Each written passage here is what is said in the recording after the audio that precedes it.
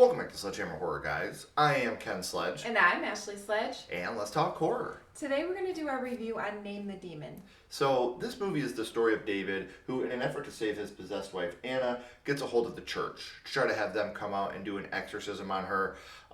This is all the footage that they put together to have a retelling of that night. So we're going to talk about the positives, the negatives, and then we're going to spoil the film. So, make sure you guys are checking it out. But for now, let's get into the positives.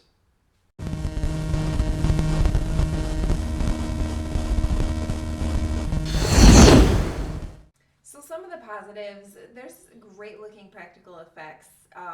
We really like practical effects, obviously, and they did really well with them. Right. Seeing Scotty and Danny Bonin together again is awesome.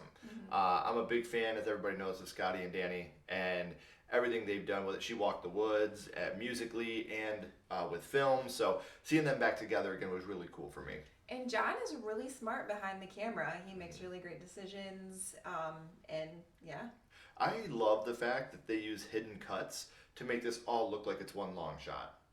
The cuts are done when you're turning and you see darkness just for a split second. That's where the cuts come in.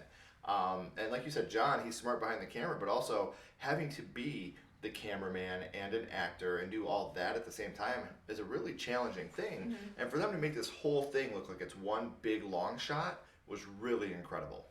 The daughter is really adorable. She's cute. She is a little cutie. She is. So those are our positives of Name the Demon. Now let's get into the negatives.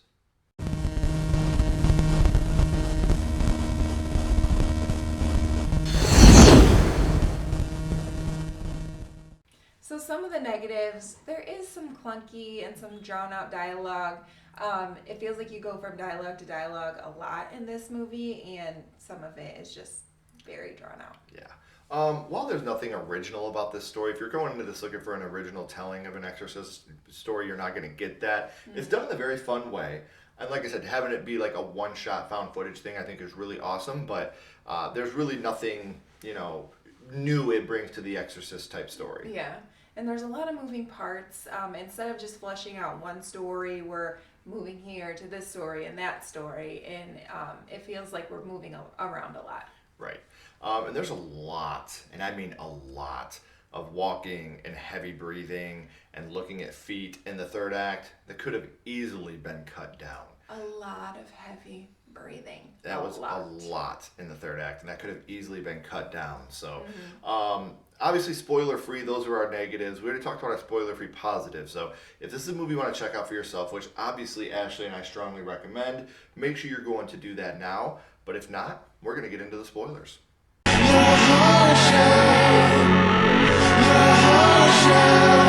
Spoilers! David's wife Anna is possessed and is in dire need of an exorcism. Right.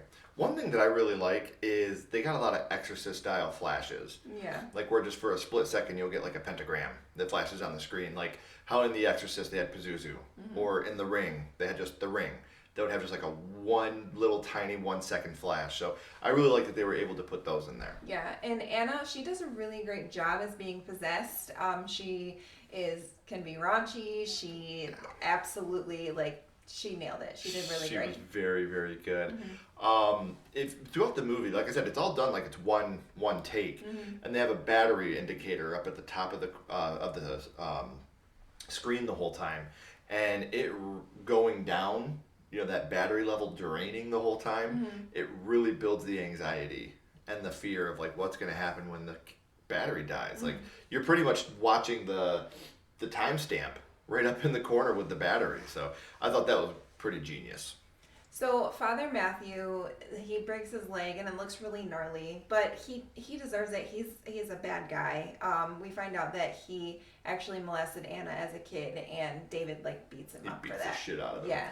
So he kind of deserves the leg breaking. Yeah. The demon. At first you're like, oh, because it is gnarly when he breaks his leg, but Anna's hinting throughout. Oh yeah, she obviously knows him, and we don't know the depth of it until later on, but you definitely know. And he keeps lying. He's like, it's just the demon trying to trick us and put us against each other. No, you're a demon. Yeah. You're a real demon. So Anna ends up killing their daughter, and David shoots Anna right in the head. Just completely blows her brains out when this happens. And then Grace becomes possessed as the battery on the camera dies. You see her like sit up. Which is another very, very scary scene. Like you see in her, this little girl come to life and you now know that she's possessed. And then in the credits you find out that Father Matthews got a 32-year prison sentence for sexual assault against a minor, which should have been a lot more. Mm-hmm. Yeah, but it is what it is. Like the death penalty, yeah. in my opinion. So David, he was found not guilty of murder, but is in a like a sanitarium. Yeah. Like a mental institution where he'll be for the rest of his life probably because... I mean, his daughter's dead and he killed his wife. Who wouldn't end up there? Well, let's not get into his daughter's dead quite yet. Well, in his mind, she is. I mean, yeah, exactly. Right. Like, that's what I'm saying. Like, that would make anybody lose their shit. And Father Lucas resigns from priesthood because you had John, Father Lucas, and Father Matthews that showed up. Father Lucas, I don't think he was really in it to be a priest anyway because he's definitely... and he's homosexual. Yeah. He makes a move on John at one point, which he ends up feeling bad about. I'm not saying anything wrong with that, obviously, but I thought that was a nice little take on it. Like, making him an uncomfortable character anyway. Obviously, the priesthood is not for him if, he's still having those type of desires, to be having sexual desires for people. So he ends up resigning from the priesthood. It was nowhere to be found. And John just skipped town. He was like, see ya. Bye. Yeah, he's out of there. Yeah. And Grace's whereabouts remain unknown. Mm-hmm. So they were not able to find the little girl's body. And like I said, when the camera dies, you see that she did come back to life. So overall, I think I'm going to give this a 2.5 out of 5. Definitely an indie film, which obviously I'm a fan of. If you go into this looking for a big budget horror movie, you'll probably be disappointed. Mm-hmm. It's a found footage film that's done right. I love when a found footage film had... The biggest thing I can say about this movie is how it looks like a long one take. That's huge to me. Like, that is a huge deal. The amount of hard work that goes into hiding every cut that you have is huge. It's so much hard work on the editing floor and by an actor who's filming the whole time. Mm-hmm. So... their ability to do that alone is worth the price of admission. So I'm going to say 2.5 out of 5. I'm going to give it a 2 out of 5. Possession movies, the genre really isn't my favorite to begin with. And like I said, they did a great job. The actors all did good. And, with the shots was all really awesome.